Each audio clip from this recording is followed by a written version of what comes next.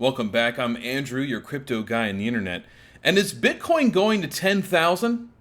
I've heard this theory, I've seen it charted out, and so I replicated the chart and we're going to discuss it, along with the macro stories in the news, it's happening, and then how to prepare for it, along with some positive possibilities. It's important that we cover all our bases so we're never taken by surprise with this crap. Okay, so the argument for Bitcoin going down to 10,000 or so, like 10,700, was from this Wyckoff guy that saw a rule of threes, he described it. So if you start at the top, you have 11 weeks. This is the weekly chart. 11 weeks of going down, 9 weeks of going up, another 11 weeks of going down, and 9 weeks of going up. And he says we're going to have another rule of threes. We're going to have 11 weeks going down. But he didn't say the exact price, just that the average drop between these two was about 50% or so, 52% around there. And if that happens to us again, based on where we are at the start of this next 11 weeks, we would end up at around 10,700 or so, which would actually be like I think it's the 618, it would be like down here somewhere. And that there's a possibility of that. So then people are panicking all over again, and do I believe in numerology and the rule of threes? Would I plan my investments on something like that? No, never. But the macro story of a hard landing is coming together, okay? So remember when I said, hey, the market goes down, then the housing market goes down, and then everybody gets fired. That's the hard landing. And then the Fed has to pivot or the whole country is on fire. So the housing recession has already begun. The June and July numbers, hard correction to the downside. And something like 70% of new buyers regret buying. 72% right here. Regret buying a house lately. Yeah, of course. You're paying top dollar. Don't ever do that. Don't buy a new car right now. Don't buy a new house right now. Big mistake unless you got money coming off of trees. Don't make any major purchases right now. Wait till it all crashes and then scoop it up out of greed. Okay, the same things you do with stocks and crypto, you do with houses and cars. There's no reason not to. Have a little patience. Tell your wife to calm down. You don't need that purse right now. It's too much money. We'll get it half price in 6 months. You got to tell her, and then hopefully she sticks around and understands. So the housing market's in trouble, but then again, you could say that it was hyperinflated, way overheated, which is true, right? And that the prices it's not an end of the world recession, it's coming back to reality, to more comfortable numbers, which is better for buyers anyway. Because before, if you didn't have $1 million in cash right now, you couldn't get a house, okay, the past couple years. But maybe it'll come back to reality where you can put in a realistic offer and have a chance, like it used to be, okay? And then, this is bad, half of employers in a recent survey are planning layoffs. A lot of firings, a lot of trimming of the hedges.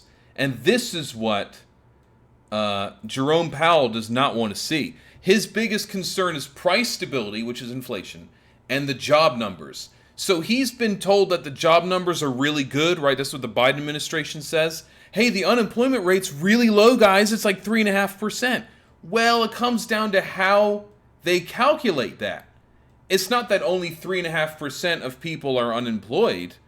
It's that they don't count the people who left their job and didn't look for a new one. People that left their job and are now living off of welfare, which is at a really high number now. It's unusually high. So that 3.5% or whatever they say that the job unemployment numbers are, that's just people who were laid off or left their job and are now looking for a new job, okay? So that's how they read it. And they go, oh, this is really healthy. We can afford to keep hitting the market with these rate increases because of that low unemployment number. But what they're not counting is all the people who left and didn't try to get back in, okay? So it's not a sign of health at all. And so it's going to cause stuff like this. You're going to see real layoffs, and there's no real way to hide those numbers, okay? Because all these people are going to try to get a new job because they didn't plan on losing their job or they didn't decide to leave. They were forced to leave, okay? And then Jerome's going to have to calm down. So we have the same story of Jerome Powell going to Jackson Hole. He's going to have a little speech, and he's going to let us know what his thoughts are lately. And there's two schools of thought. Greg Robb at Market Watch says that he's going to reiterate his position that we've got to hit these numbers. We got to get inflation under control. I don't care how much it hurts. But then the same thing from Market Watch is you have this lady Christine who's like, come on, he's going to go easy on us. Everything's fine, guys. Everything's fine. And so no one really knows. So like if you write for Market Watch, you should know what you're talking about. But they look at the same story and have two totally different answers. And that's what makes this game so difficult and interesting. It really depends on how you want to look at it. But when I say, hey, the market goes down first, well, the housing market's fine, guys. The job market's fine. Like, no, that's the order of operations here. You can't say we're not in a recession because people have jobs.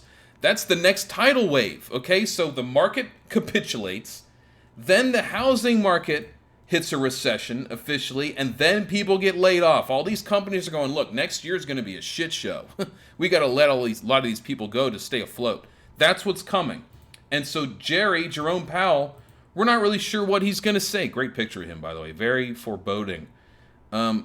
We don't know what's coming up for September, but if he wants to do his job despite these midterm elections, he's going to have to hammer these rates up and try to get this inflation under control. I don't care how ugly it is. We need to increase supply, which is something he cannot do. All he can do is raise rates and try to bring some of this money back in. And Congress is not helping him, but they're going to have to. So that kind of adds into the idea that Bitcoin's bottom was not 17.7, that it indeed can fall 11 weeks in a row after this and get us somewhere that would end at the end of October. Like Halloween time is the next like major ladder of a bottom at like 10,700, 11,000 in that range. Maybe that could be the case. So it could depend on exactly what Jerome lays out for us here on Friday, I believe. The 25th is, I think, it was when he talks. And we don't know what the Fed's going to do next month in September. Is going to raise rates by half a point, 75 basis points, a full point. We don't really know yet. But Jerome Powell has been going easier on selling bonds, basically clearing off his balance sheet. He was supposed to be dumping off like $80 billion a month, and he's not. He's doing like half that. I got to check the numbers, but it's not as hardcore as he said he would do it. And so people are kind of doubting everything he says, and we think he's going to go easier on us, especially if people are getting laid off. But Jerome Powell cannot go easy on us. He has to solve this problem. So there's arguments on both sides. And then the last fear is Ukraine and Russia, and they are lying to us about this. The coverage on this is completely one-sided, and I'll give you an example, okay, something that I know is a lie.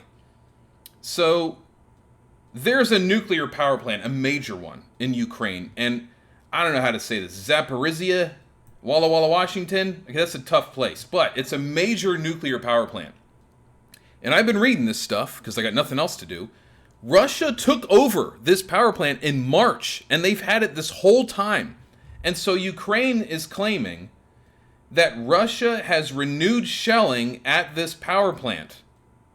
So Russia's inside the power plant. They've controlled it since March, and they're shelling themselves?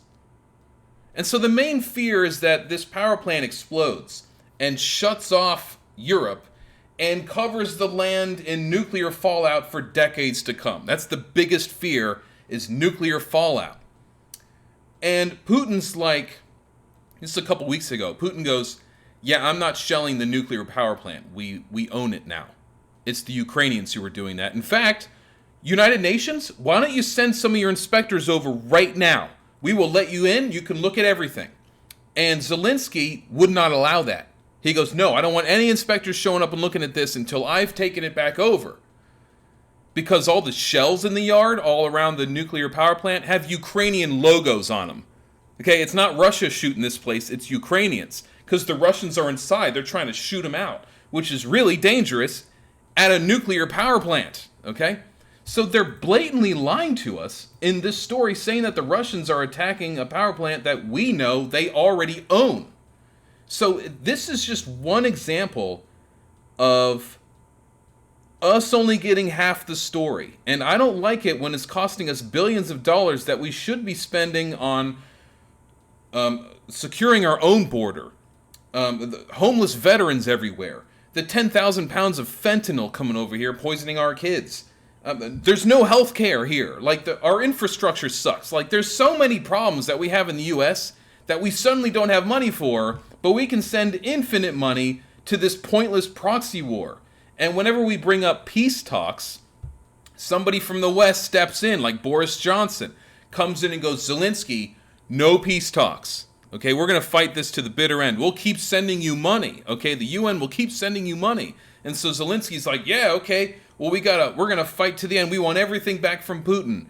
And Putin's going like, you know, I can do this forever, right? And whenever I want, I can just turn off Europe's power supply. I can just unplug you. The reason why I haven't is because I'm giving you a chance to stop, to give up. And so whatever I've taken so far is now mine, but we stop. And Zelensky and Boris Johnson and Biden are all like, no, we'll never stop. We'll fight to the end. And Putin's like, all right, I'm going to win all of this by the end of this year, and you're not going to like how it turns out. And so is Putin the good guy here? No. And Zelensky's not the good guy either. But one thing I can tell you is that the Azov battalion, Ukraine's like main fighting force at this point, are actual Nazis. And I don't mean like Trump voters. I mean real Nazis with the patch and the Sieg Heil. Like, these guys are legit Nazis, and we're fighting with them to defend democracy. So if Nazis are on your side, does that really mean you're defending democracy? Like, that doesn't sound like the good guy thing to do. But yes, a lot of questions around Ukraine, and indeed, if this turns nuclear, then yeah, I can see Bitcoin going down to 10,000. I've seen arguments for all the way back to, like 3,000, 4,000. And that could definitely happen if we all died in a nuclear bomb attack. But I mean, at that point, you know, your Bitcoin portfolio is like your last priority because you're on fire, right?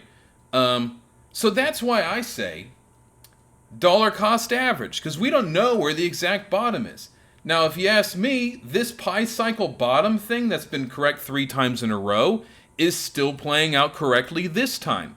This says that the bottom was 17.7, and we're still above that 17.7. All right, so as long as we stay above 17.7, this pi cycle bottom theory holds up. And what that does is, look, the last time it happened, it was like, hey, you know, pi cycle bottom's at like 3,500, and it went a little below that. It went to like 3,100. But it kind of stayed in that range for a number of months until you took off for the next bull run. This was COVID. That doesn't really count. If you count this, get rid of this, we would have still gone up for the bull run. The previous pi cycle bottom was here. We did go quite a bit lower. It was at 330. It fell down to about half that. And then we were neutral for a while, and then you had a major bull run. So when you say pi cycle bottom, that's saying like this is right around the time where the pain ends. It'll stay where we're at for a while, but then it's only good from here. Now, you could argue that the market conditions now are unlike anything Bitcoin has seen before, and that's a fair argument. That's another push for, hey, the bottom's going to be lower, because we haven't seen something like this before. But usually when it comes to stocks, when someone says, it's different this time, it's not different this time. It's the same story, the same cycle over and over with a different coat of paint, different talking heads on TV. The numbers always shake out the same way, okay? So where am I sitting on this? I still believe the bottom was 17.7 until I see other evidence. Now it could go back down to 17.7. It could go a little lower, but until we fall real low and the macro story plays out, let's say half the people lose their job, and then Jerome Powell comes out and goes, sorry, I gotta hit rates up to like 10% now, and then everybody's really freaking out, then I go, okay, maybe the bottom's lower. But we don't know for sure, and that's why the strategy on this channel is dollar cost averaging. So you don't want to be the person who holds off, well, I heard it was going to be like 10,000 or 11,000. I'm not going to invest at all. I'm going to wait for that number. And what happens, and this happens every time, is when you try to time the bottom or try to time the top, You missed your moment. So you're waiting for 11,000. And it goes all the way down to like 12.5. And you're like, here it comes, here it comes. And then it's like 12.8, 13.2, 14. A month later, it's at 23,000. And then 60,000. And now your friend's like, hey man, I just sold my Bitcoin for 250,000. And you're sitting there waiting like, I missed it. And then you get FOMO'd in. You start buying it at 80,000. And now what an idiot. Now your dollar cost average is way higher than it should have been. So when things are coming down like this, when you get to certain milestones that look like a potential bottom, like 17.7, 20,000, right around this range, this is a fair price for Bitcoin. Not saying it can't go lower, it can, but that's why you buy in little chunks, dollar cost averaging. So you throw $100 at it, throw $500 at it, knowing that it could go lower or higher. We just want to average out our buy-in price to a comfortable number that's easy to beat. Okay, so if your average price over 6 months is 20,000 or 21,000, as soon as Bitcoin passes that average number, you're in the profit zone, and you can ride that out as long as you want. So if your average buy-in price was, 50,000, and you're just sitting here, that's the only time you bought, you gotta wait a long time for Bitcoin just to get back up to where it was. But if you're buying averages as it goes lower, buying more when it's real low, right, waiting it, then your average number is easier to beat with profits. That's the whole point of DCA. So to conclude, yeah, we're probably fucked, but it's not proven that we are just yet. We got to see what Jerry says on Friday. We got to see what happens with the next FOMC meeting, and I'll get back to you then. Have a great day.